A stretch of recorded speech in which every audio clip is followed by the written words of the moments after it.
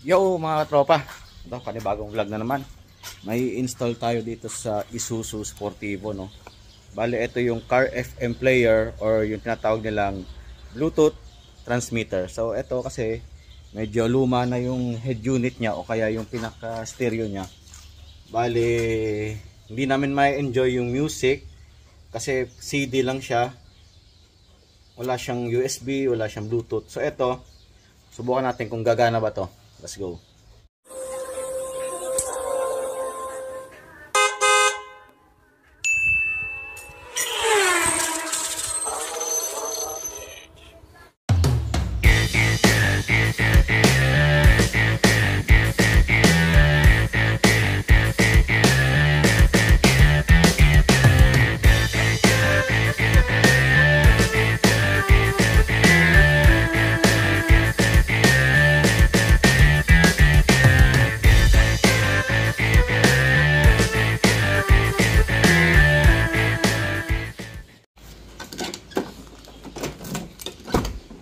Subukan natin. So bali mga tropa, ito yung pinaka ano niyan, stereo. Yan, ito yung stereo niyan. So luma na siya na JBL kasi ito 19 years na tong sasakyan na to mga tropa. So wala kaming libangan, no, walang music kasi yung CD niya hindi na gumagana at saka laos na yung CD ngayon. Phase out na, wala siyang USB, wala siyang Bluetooth. Ito lang, pero hindi rin namin nagagamit. So subukan natin itong FM radio transmitter kung gagana ba to.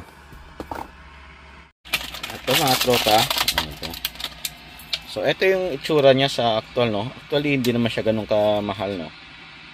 Dito nyo lang ipapasok yan sa cigarette socket na ano, cigarette lighter. Ayan. Ayun. So, ayan siya mga tropa. Umilaw siya. Ano siya? Tanggalin na natin to.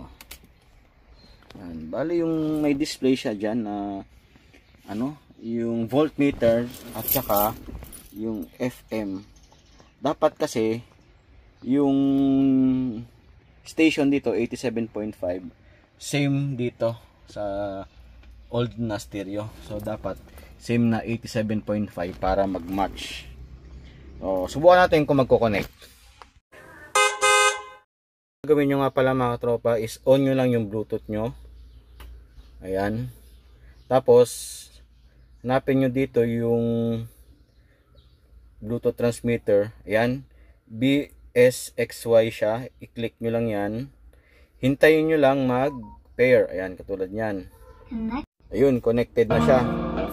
So, ito siya mga tropa. Gumana na nga. Ayan o. I-volume natin.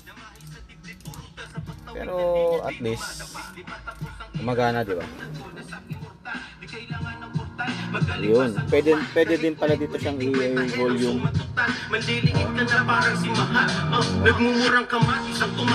Diba?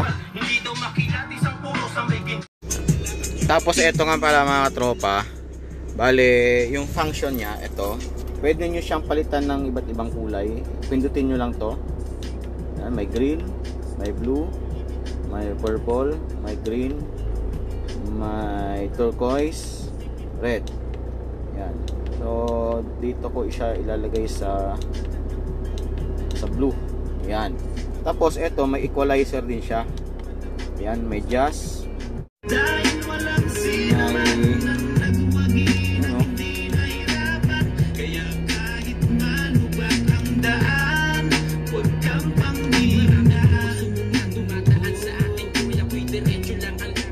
So meron din siyang volume. Pag answer call kayo, pindutin nyo na to.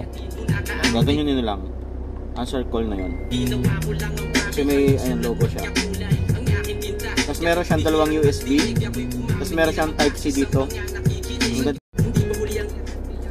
Ang ganda ng function niya mga katropa kasi meron siyang type C dito at dalawang USB na charger, no. So meron siyang 3.1 na charging, tapos 1.0 siya. So this is the 2006 Isuzu Sportivo. So ayun mga katropa, another vlog na naman tayo, no? Syempre sa mga hindi nila nagagamit yung kanilang stereo, eto, maganda din yung tunog, okay na okay din. Maraming salamat. Don't forget to like, share, and subscribe. Enjoy, ride safe, and God bless.